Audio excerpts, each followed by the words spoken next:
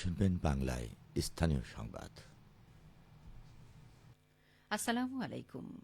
বাংলাদেশ বেতার, রাজশাহী স্থানীয় সংবাদ পড়ছি নূরজাহান বন্যা।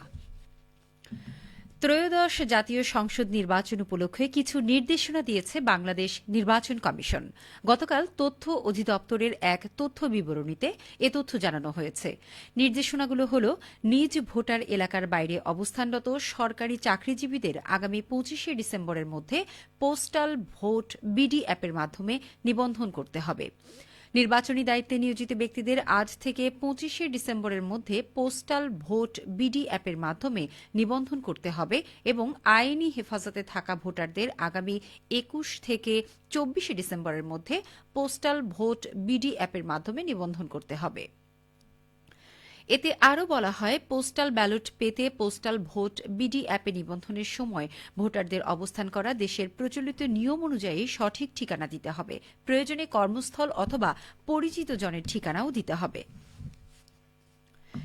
আসন্ন জাতীয় সংসদ নির্বাচনে নাটোর জেলার ভোটার তালিকায় অন্তর্ভুক্ত হয়েছেন প্রায় ১ লাখ নতুন ভোটাররা অধীর আগ্রহে ভোট প্রদানের প্রতীক্ষায় আছেন।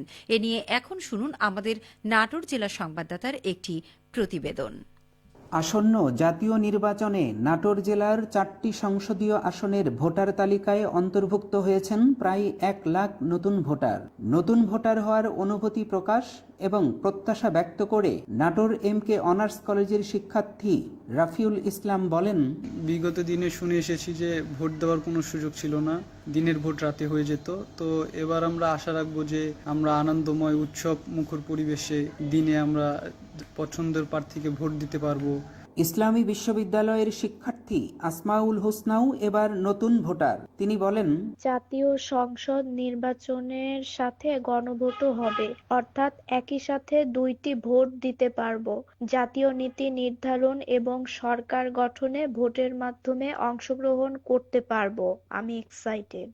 জেলা নির্বাচন অফিসার মোহাম্মদ নজরুল ইসলাম জানান, নতুন ভোটারদের ভোট প্রদানের ক্ষেত্রে এনআইডি বা স্মার্ট কার্ড প্রয়োজন নেই, শুধু ভোটার তালিকার ক্রমিক নম্বর জেনে ভোট কেন্দ্রে যেতে হবে। তাদের ভোট প্রয়োগ করতে আইডি কার্ড অথবা স্মার্ট কার্ড প্রয়োজন নাই, শুধু ভোটারের ক্রমিক নম্বর নিয়ে ভোট কেন্দ্রে গেলেই ভোট প্রদানে সার্বিক সহযোগিতা প্রদান করা হবে। ধারণা করা হচ্ছে নতুন ভোটাররাই হবেন আসন্ন নির্বাচনী ফলাফলের অন্যতম নিয়ামক শক্তি। ফরাজি আহমদ রফিক বাবন, নাটোর জেলা সংবাদদাতা, বাংলাদেশ বেতার, রাজশাহী। দক্ষতা নিয়ে যাব বিদেশ, রেমিটেন্স দিয়ে গর্ব স্বদেশ, এই প্রতিপাদ্যে আজ নাটোরে আন্তর্জাতিক অভিবাসী দিবস ও জাতীয় প্রবাসী দিবস পালন করা হয়েছে। এ উপলক্ষে জেলা প্রশাসকের সম্মেলন কক্ষে আলোচনা সভা অনুষ্ঠিত হয়। জেলা প্রশাসক আসমা শাহীন সভায় সভাপতিত্ব করেন। সভায় বক্তারা বলেন, দেশের অর্থনীতিকে সচল রাখতে প্রবাসীরা গুরুত্বপূর্ণ ভূমিকা পালন করে যাচ্ছেন। সাম্প্রতিক সময়ে দেশে প্রবাসীদের প্রেরিত রেমিটেন্স প্রবাহ ব্যাপকভাবে বৃদ্ধি পেয়েছে। বৈধ পন্থায় বিদেশ গমন করতে হবে এবং বৈধ পথে প্রবাসীদের অর্থ দেশে প্রেরণ করতে হবে। এ ব্যাপারে সচেতন জনগোষ্ঠীকে জনমত তৈরি করতে হবে। এদিকে পাবনায় নানা কর্মসূচির মধ্য দিয়ে আন্তর্জাতিক অভিবাসী দিবস এবং জাতীয় প্রবাসী দিবস পালন করা হয়েছে। দিবসটি উপলক্ষে আজ সকালে পাবনা জেলা প্রশাসক কার্যালয়ের সামনে থেকে একটি বর্ণাঢ্য র্যালি বের করা হয়। র্যালিটি প্রধান সড়ক প্রদক্ষিণ করে আবার জেলা প্রশাসক কার্যালয়ের সামনে গিয়ে শেষ হয়। পরে জেলা প্রশাসক কার্যালয়ের সম্মেলন কক্ষে দিবসটি উপলক্ষে আলোচনা সভা অনুষ্ঠিত হয়। পাবনা জেলা প্রশাসন, জেলা কর্মসংস্থান ও জনশক্তি অফিস, কারিগরি প্রশিক্ষণ কেন্দ্র, প্রবাসী কল্যাণ সেন্টার এবং প্রবাসী কল্যাণ ব্যাংকের আয়োজনে এসব কর্মসূচি পালন করা হয়। চাঁপাইনবাবগঞ্জে বিশ্ব আরবি ভাষা দিবস পালিত হয়েছে। আজ সত্রাজিতপুর ফাজিল মাদ্রাসায় নানা কর্মসূচির মধ্য দিয়ে দিবসটি উদযাপন করা হয়েছে। এ উপলক্ষে একটি সচেতনতামূলক র্যালি ও শিক্ষার্থীদের অংশগ্রহণে আলোচনা সভার আয়োজন করা হয়।